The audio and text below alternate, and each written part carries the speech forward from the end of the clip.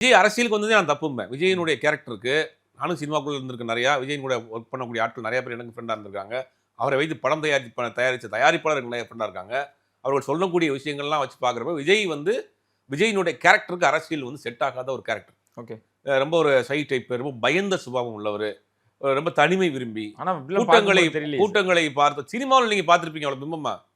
ஒரு படப்பிடிப்புல எல்லாம் ஒரு லேசா ஒரு சுண்டு விரல்ல காயம் மாரி போட்டுன்னு 15 நாள் ஷூட்டிங் கேன்சல் பண்ணிட்டு போயிட்டாங்க. இந்த பரப்புரை பிரச்சாரத்தெல்லாம் பார்க்கும்போது அப்படி தெரியலையே. அது எழுதி கொடுத்த ஸ்கிரிப்ட். யாரோ பண்ணியிருக்காங்க. ஓகே. மக்களோடு அந்நியப்பட்டு நிற்கக்கூடிய ஒரு நபர். மக்களோடு என்றுமே இணக்கமா இருக்க மாட்டாரு. அது சினிமா உங்க துறை சார்ந்த சினிமாவுல நீங்க எத்தனை பேருக்கு நீங்க உதவி பண்ணியிருக்கீங்க? உங்கள் மன்றத்துல இருந்து ஆரம்ப காலத்துல இருந்து எத்தனை பேர் இன்னைக்கு எங்கெங்க இருக்கிறாங்களே. உங்களுடைய முதல் மன்றத்தில் இருக்கக்கூடிய எத்தனை பேர் எனக்கு தெரியும் நிறைய நண்பர்களா இருக்காங்க. இன்னைக்கு வரைக்கும் இருக்காங்க. ஓகே. பல பேர் வெளிநாட்டுல இருக்கிறாங்க. அவர் கூட 10 வருஷம் 15 வருஷம் வேலை பார்த்தவங்கலாம் நீங்க என்ன பண்ணியிருக்கீங்க? உங்களை வச்சு படம் எடுத்த இயக்குனர்கள் பலர் கஷ்டப்பட்டு இருக்காங்களே. அவங்களுக்கு ஒரு சிங்கிள் டீ கொடுத்துருக்கீங்களா?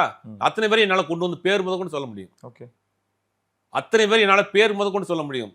உங்களுக்காக ஆரம்பத்திலிருந்து உழைத்தவர்கள் இன்னைக்கு வந்து எந்த விதமான அடிப்படை ஒரு வசதி இல்லாம வாழ்ந்துட்டு இருக்காங்க. கஷ்டப்பட்டுட்டு இருக்காங்க. அவங்கள திரும்பி பார்த்திருப்பீங்களா நீங்க? நீங்க உங்களை வளர்த்து ஆளாக்கிய சினிமாவுக்கே நீங்க ஒண்ணும் பண்ணல. இந்த மக்களுக்கு என்ன பண்ண போறீங்க? இது வந்து ஒரு பதவி மோகம், பதவி வெறி. தமிழ்நாட்டை ஆளணும். நம்ம மாடமாளிலேருந்து கையை காமிச்சு நம்ம தமிழ்நாட்டுக்கு அலறணும். இந்த சினிமாவா இது ஒரு படத்துல ஆகிறதுக்கு.